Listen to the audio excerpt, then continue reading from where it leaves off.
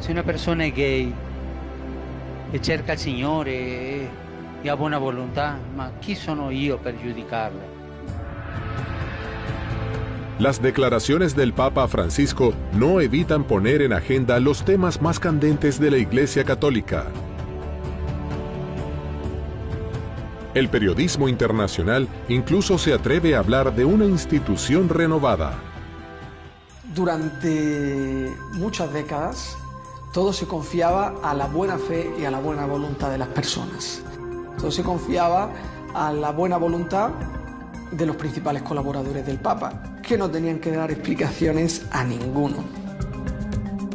Esto es un caldo de cultivo exagerado para el abuso. Poco a poco ha ido creciendo la cultura de la transparencia. Empezó con Juan Pablo II, Benedicto XVI lo intentó y no lo consiguió, y el Papa Francisco sin duda será el Papa de la transparencia. ¿Cuáles son las prioridades del Papa Francisco?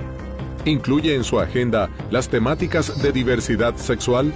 El Papa Francisco está tocando intereses muy poderosos dentro de la Iglesia Católica. Él ha dicho en varios sermones que él espera, antes de concluir su papado, cambiar 3 cosas en la Iglesia. Que el celibato sea opcional, no obligatorio, que las mujeres tengan otro lugar en la Iglesia y que se reconozca la unión entre personas del mismo sexo.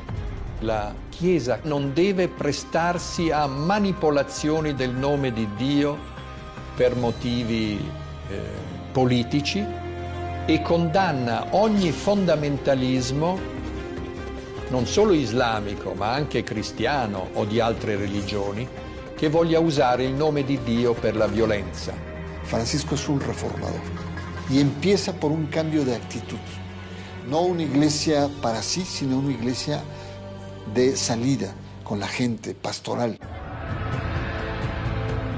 Otro aspecto muy importante es que Francisco plantea mayor sensibilidad para poder entender al hombre y a la mujer contemporáneos.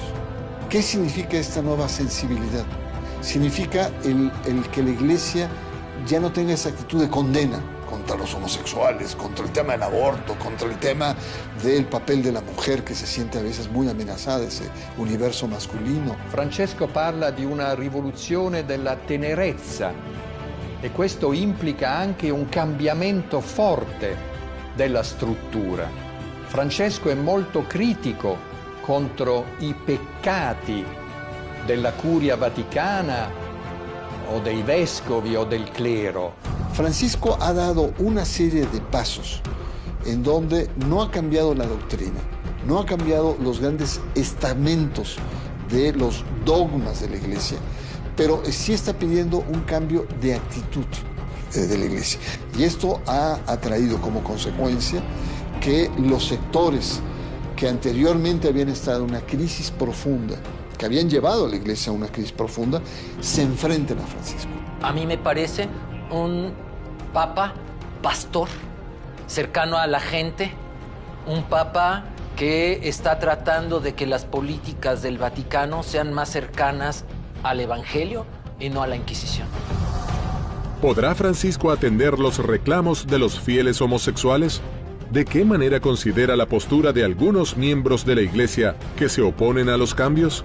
Quieren mantener estos sectores conservadores una agenda moral en donde la Iglesia se erige como la que determina lo que está bien o lo que está mal en el comportamiento de la sociedad, una especie de juez, y una agenda que puede culpabilizar a la sociedad o puede chantajear incluso a la sociedad, frente a otra encabezada por Francisco y por muchos obispos en América Latina, que es una agenda que nos dice, continuamos con la agenda moral, pero no es lo prioritario, hay otros aspectos prioritarios. ¿Cuáles serían?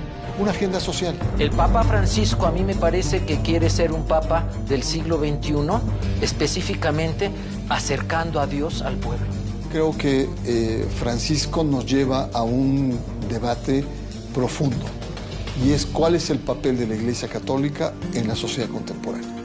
O va a seguir teniendo un papel culpabilizador, ¿no?, de condena a las nuevas prácticas y nuevas sensibilidades de la sociedad contemporánea, o va a ser una iglesia que tiene que reinventarse culturalmente para poder dialogar con los actores contemporáneos. O se abre a los temas actuales de discusión, como son la violencia, la injusticia, la corrupción, los derechos reproductivos de las mujeres, la integración de la diversidad sexual, el reconocimiento de los liderazgos de las mujeres, el asunto de los niños con sus derechos y enfrentan los escándalos de pedofilia, pederastia y lo resuelve como debiera ser.